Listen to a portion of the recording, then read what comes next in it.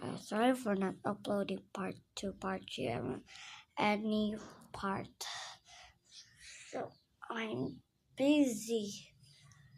I'm going to school. I graduated. Become a YouTuber.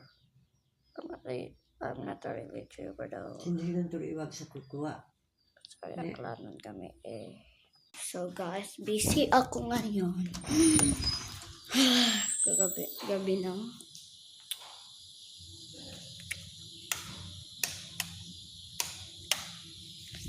So busy ako. So amaya na lang. Busy pa talaga ako guys. Busy talaga. Pagod. Pagod din ako eh. Kayo, pagod ba kayo?